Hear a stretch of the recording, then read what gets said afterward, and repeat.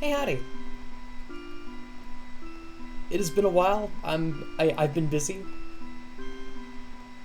I've been busy with some particularly insane projects, but you know, I every once in a while I need to like take a step back and get back to my roots.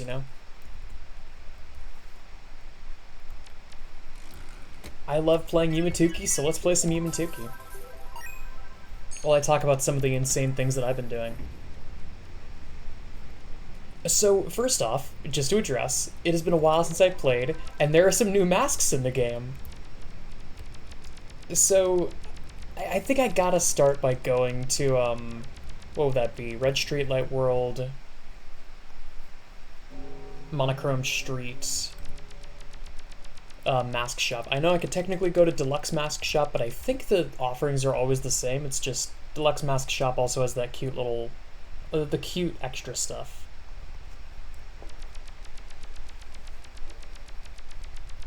But yeah, things have been good. I ended up going back home for the weekend, the extended weekend, because it was spring break, so I was home for the whole week. And I went to go see a performance question mark. I'm actually not sure how best to describe it. I went to go see a showing of the Rocky Horror Picture Show, which, yeah, there we are. There's a bunch of new masks. Off the top of my head, this is the dude that chills outside the submarine that leads to ocean floor. This is, I forget her name. She's in Cutlery World. She runs towards you if you equip cake. This dude is from one of Wataru's worlds, or I believe, in like the weird hotel area. This is a bunny from Sakura Forest. I don't know what these two are from. And of course, I simply must. I gotta be Jimbo. Like, just for a little bit. Like, come on. These are some of the greatest... these are some of the greatest walk sprites I've ever seen in this game. Just look at them go. But, I don't know how best to describe Rocky Horror. It's a weird thing to explain to people who don't already know what I'm talking about, but I'm going to attempt to anyway. So, the Rocky Horror Picture Show, to those who don't know what it is a musical film released in, I think it was the 80s. And it was initially released to mixed reception. Some people liked some aspects of it, but it was generally panned. It's just kind of subpar in a lot of ways. Though the one thing that people really liked about it, besides the obvious, which I'll get to in a moment, is Tim Curry's performance in that movie is awesome.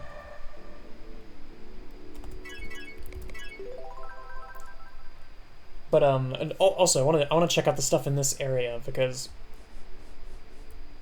this entire area is basically completely new. It's no longer just a knockoff of Puddle World from Yumaniki. It's now entirely different, and has a bunch of connections to some really cool stuff. Like, if this is what I think it is Sorrow and Comfort Monuments. This is such a neat area. But anyway, Tim Curry is like credited for having one of his best and most iconic performances as oh god, why am I blanking on his name? But he, for all intents and purposes, he plays the lead in that movie. Technically, the lead is the husband and wife. They are not the lead in that movie.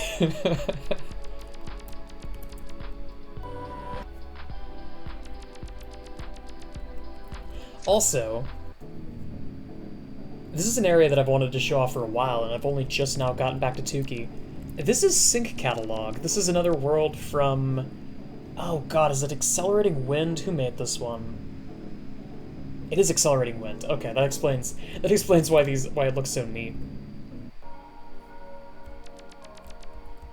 But its sync catalog is just a collection of weird, like, realistic images of sinks with, like, spooky elements and spooky music. And I kind of love it.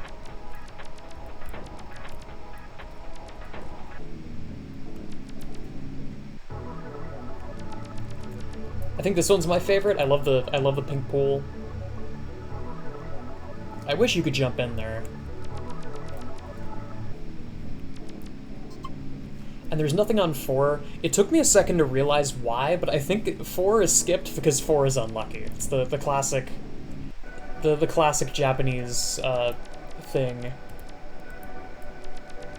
The classic superstition, kind of like how 13 is unlucky for not for Americans, for people who speak English.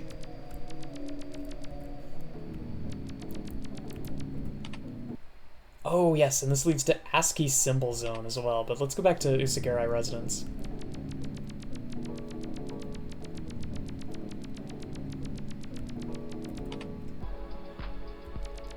But Rocky Horror is so weird to describe because on paper it's not a good movie. But like the songs are good enough and it has such a unique vibe that there are some people that swear by the movie to the point of there being entire performances of it. Like there's an entire community of people who go and do shadow casts of these movies. Or I suppose this movie. There's technically 2 of them, but no one talks about the other one because it's actually not very good.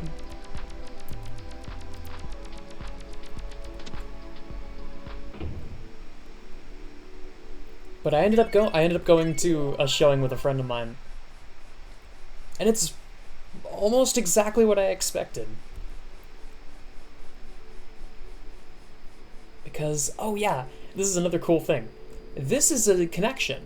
It's actually a connection to Cigarette World, of all places. I would not have expected a connection to an Adiragap location, especially not like this late in Tuki's life cycle.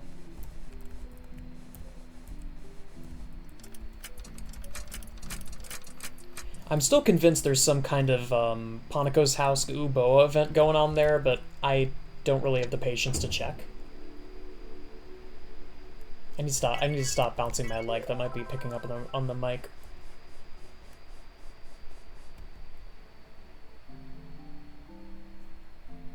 I don't know if I mentioned it in a previous video. I'm pretty sure I did, but I ended up having some a combination of root beer and mint chocolate chip ice cream. Basically a root beer float, but with mint chocolate chip instead of vanilla ice cream. And now I feel like I can fight God and win. I am completely hopped up on sugar and caffeine right now.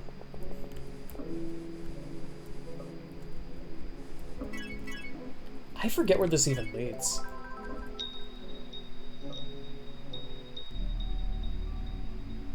Oh, neat. Wait, underwater forest. I wonder... How else do you get here? Wait, this might be faster than going through ornamental plains. Drains, Theater, Serene Docks. Yeah, I think this is faster, if you know where you're going.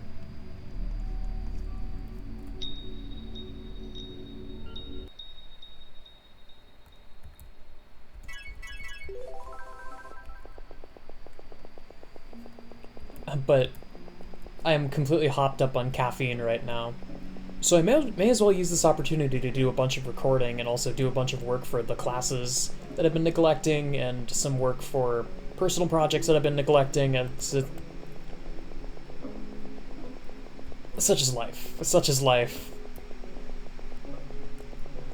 But I've been chilling. I very much enjoyed going to see Rocky Horror. Because part of the fun of Rocky Horror is that you don't go as just a regular attire. I mean, you technically can, but there's no real fun in that. So most people dress up for it, and they dress up in... I mean... They dress up like the kinds of people that you would see at the mansion in Rocky Horror. Hang on, I'm just gonna look up his name, because this is gonna kill me otherwise. Also, Floral Nexus. This is a very neat area.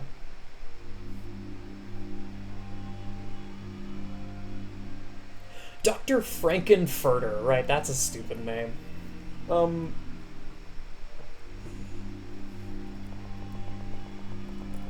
But Tim Curry has, like, this... Oh, no way! I didn't even notice that before, because I mean, I have been here once before. I didn't even realize this swaps it from Night World to... What's even the equivalent? Lotus Waters. Oh, okay. Again, this might be the fastest route to Lotus Waters now. Because I think for the other route you need Lantern, if I remember correctly. Oh, nice. Dream Mars. This is I think it's a Noildoof location? These areas are really pretty.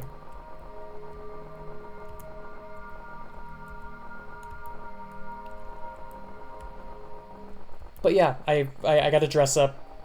I had some toast. I got called a virgin. All in all, it was a fun time.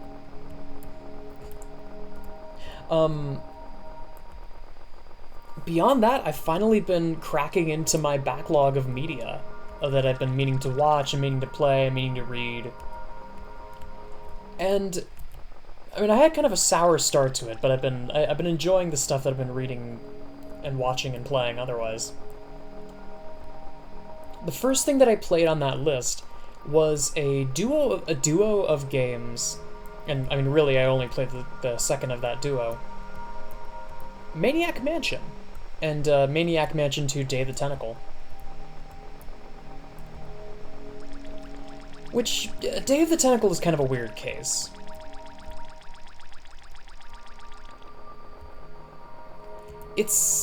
I mean, I've heard a lot of people say that it is one of the best point-and-click adventure games that you can find, and I'd be fully willing to believe that.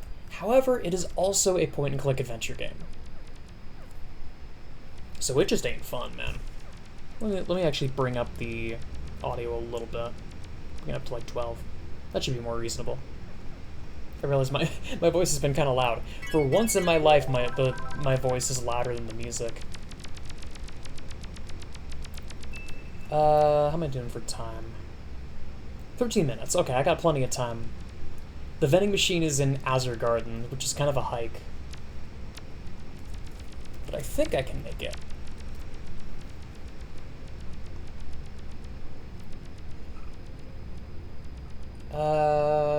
Okay.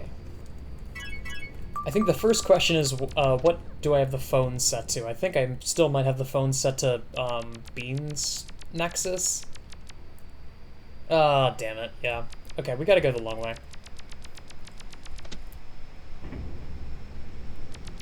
I don't mind that too much.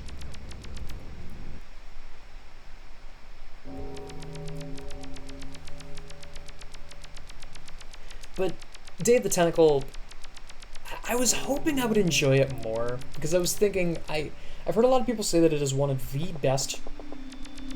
Oh, Expeditions, wait. Okay, it is still... Vending machine's still live, we're still good.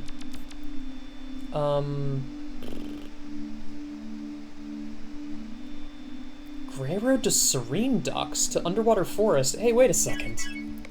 Why don't I just go through Usagiri Residence?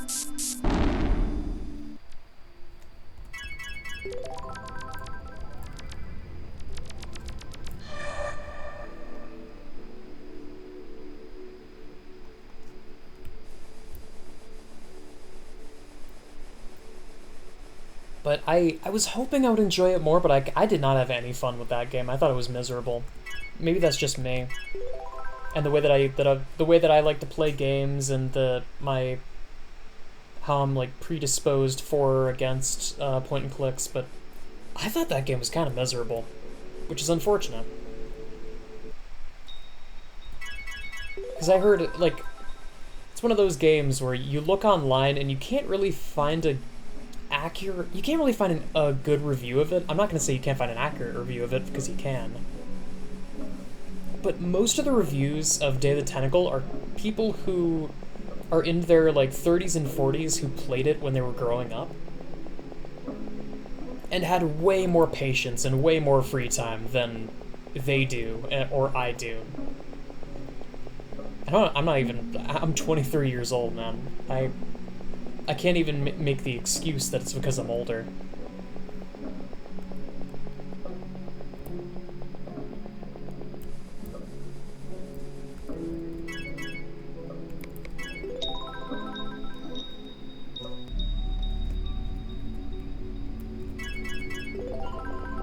But I didn't really like the sense of humor, I didn't like the writing, I didn't like the gameplay. It was kind of just, you know, what you would expect from a point and click where you're just bashing two rocks together until you find things that let you move on.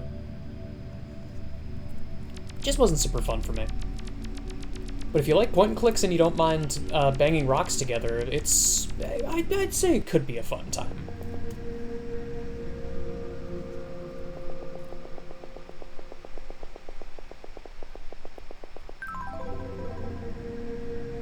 Oh, right, wrong way. That's Animated Hub. Hello, Mozilla. Yeah, I know. The expedition list, it has in fact been updated.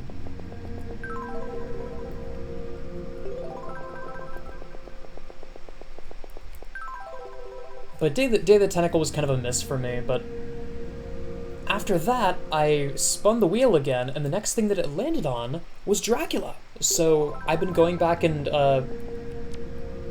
continuing on with Dracula, and hopefully I'm gonna finish it relatively soon. But Dracula's good.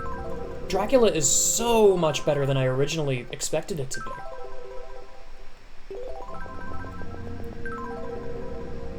Now, it's not perfect, but it's aged poorly in a very bizarre way, where nothing that's in that work, at least that I can see, comes across as, like, inaccurate or racist or anything like that. The things that you would normally expect from something when you say that thing is, has aged poorly. A lot of it's just kind of goofy as hell.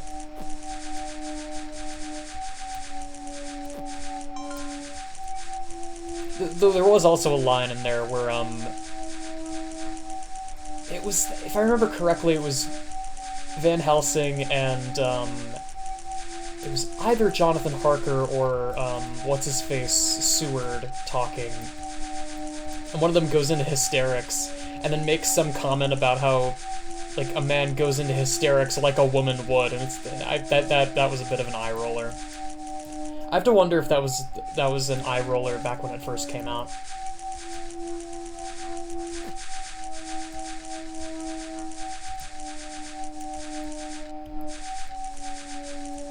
But yeah, it's really good. It's genuinely very, very good at building suspense, even though, at least on paper, I should have known exactly what was going to happen. Like, I know the deal with Dracula. At least I thought I did.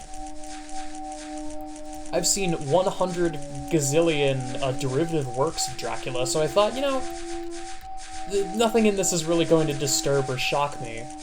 But I was wrong. Genuinely very good, compelling, suspenseful story. While I'm here, I may as well set the Sugar Road thing as well, if I can find my way over to it.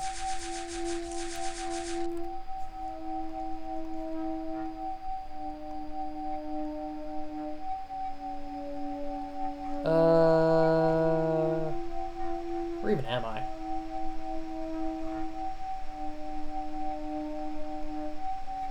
Okay, it might be better to just go inside and see where this leads and then go from there. Look for the line of the matching color. Chaos Exhibition, okay.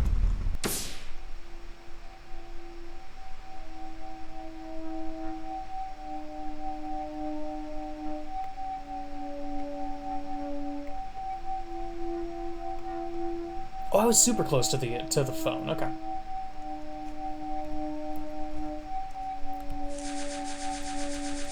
But the other thing about that book that is deeply, deeply funny is that there's so much medical stuff in that book, specifically when it comes to, like, kind of gnarly stuff like getting blood drawn, because, you know, you're dealing with a vampire. What do you do to a woman who has all of the blood sucked out of her veins? You put it back. Or at least you attempt to in a very in a way that is very reminiscent of the times of just put more blood in. What's the worst that can happen?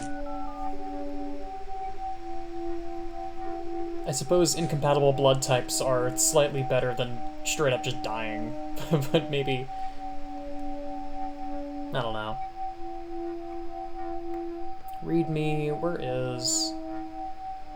Mountaintop Ruins is the red line, okay. I gotta wrap back around a little bit. But it was so funny. There were so many moments in that novel where something happens to Lucy, and then like Van Helsing looks around with with a grim look in his eye. Quick, bring the brandy. Just deadly serious. Bring me my booze. And that alone was making me giggle so much.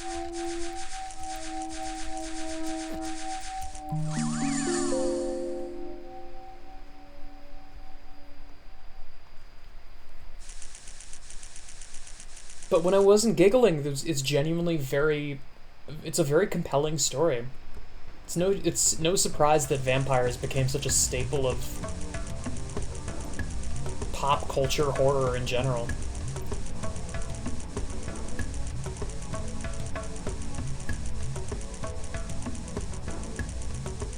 And not to mention, I like to think that I'm generally a pretty well-learned guy. I have never been more consistently confused by vocabulary than when reading stuff by Bram Stoker. I don't know what thesaurus he ate for breakfast, but like there's so many words in there that I've never seen anywhere else.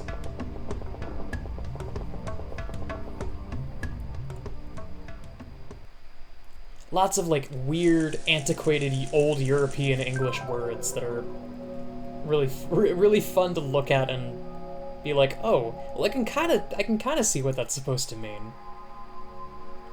Because that was back in the era where English was a lot less colloquial and a lot more based on like German and French and Latin roots. So you can kind of get away with spoofing your knowledge of it a little bit better if you know Latin or if you know French or if you know German.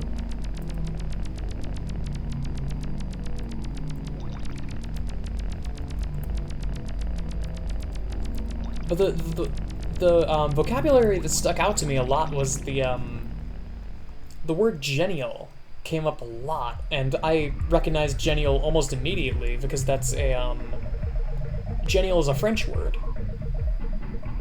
What little French I have taken, genial came up a lot because genial means like good, the best, awesome kind of word. It's just like a positive like affirmation word.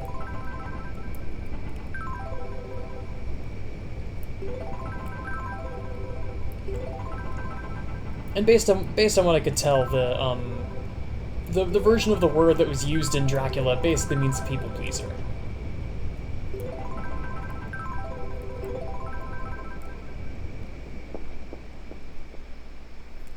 Just whispering sewers. I forget what this spits you out.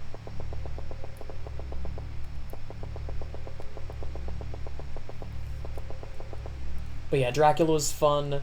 I gotta check what I even have next.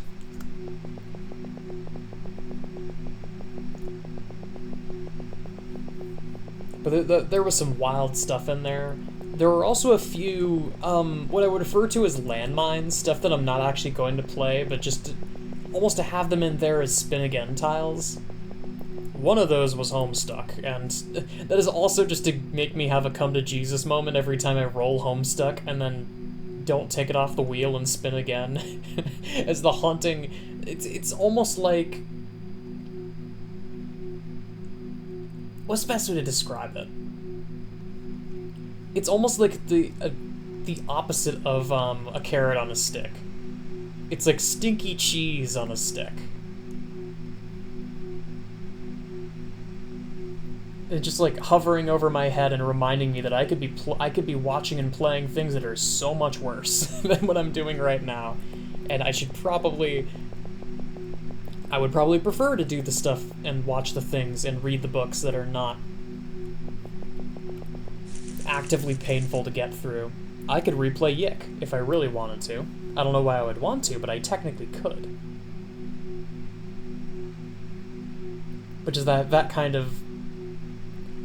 It helps, it's a motivation in a very odd way. Ooh. I don't know if I've seen this.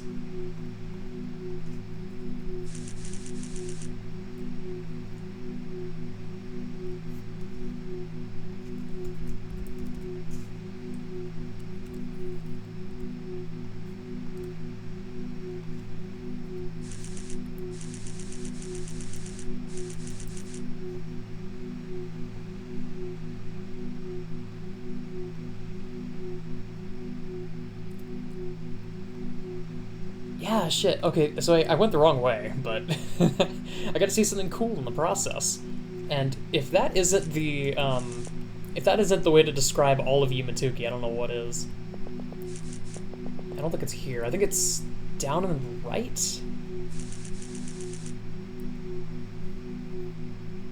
It's been so long since I've gone around these parts.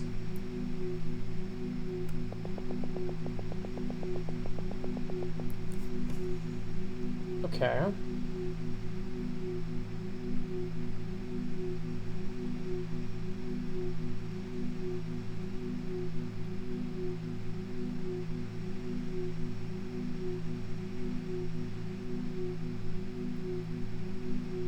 I think I'm sort of remembering.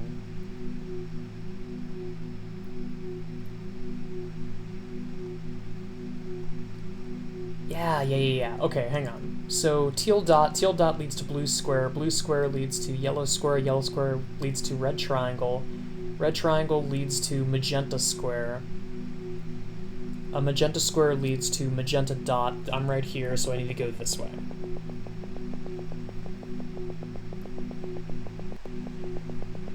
Ooh, that was a bit of lag.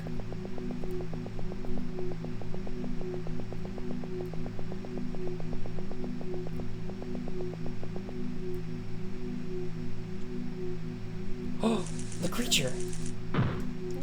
The creature!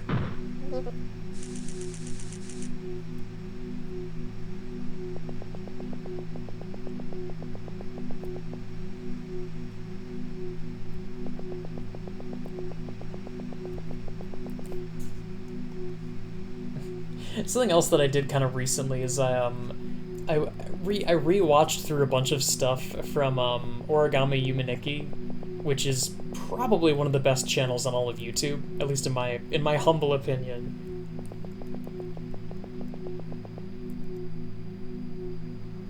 There's just such a genuine, raw commitment to the bit on that channel, and I frankly can't get enough of it. There's a Gravity Falls parody on that channel, and it is really good. It's like way better than it has any right to be for being a Gravity Falls Yumaniki crossover animation. It's like kind of amazing.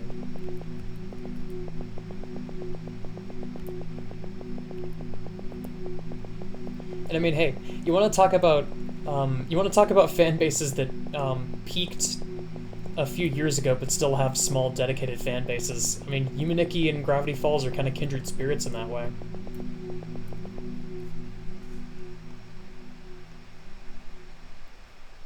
Okay, we're almost at 30, but I kind of want to go and do this vending machine first. Shouldn't take too long.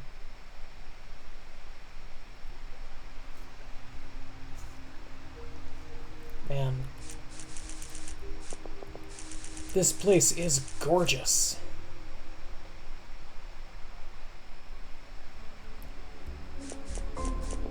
Also, I didn't even mention before.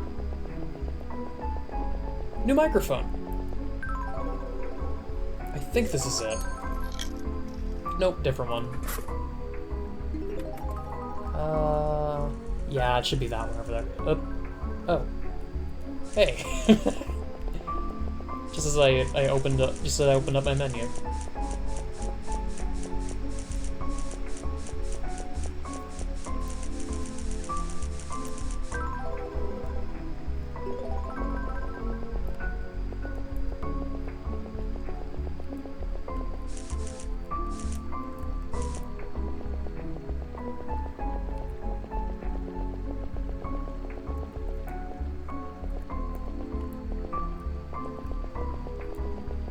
Oh, that's the way out. Okay, I've gone in a big circle.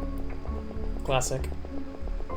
But yeah, new mic. I mean, let me know how it sounds. Let me know if there's any like audio issues, and I will try my best to deal with them. I've been waiting on this mic for God knows how long, and it is finally here, and I can finally use it. I've technically had it for like a month. Oh. Hi, Magical Passage. Going the right way? I don't think I am.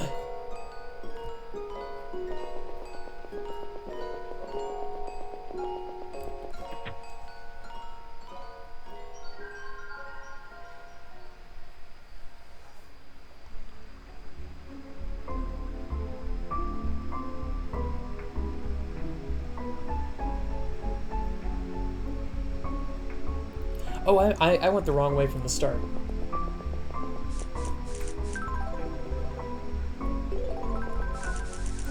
But yeah, let me know how it sounds. Let me know if there's any, like, thumping or wobbling or anything like that. I've tried my best to troubleshoot those issues.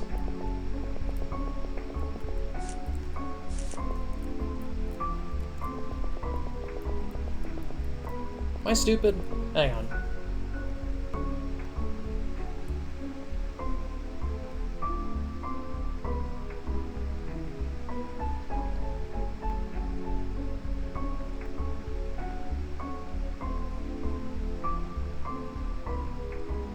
Yeah, whatever. I got here at least. I'm satisfied. It's an achievement all its own. I don't really have to. I don't have to worry about vending machines. I guess I could technically shoot for the badge, but it's such a massive commitment to get the highest level vending machine badge.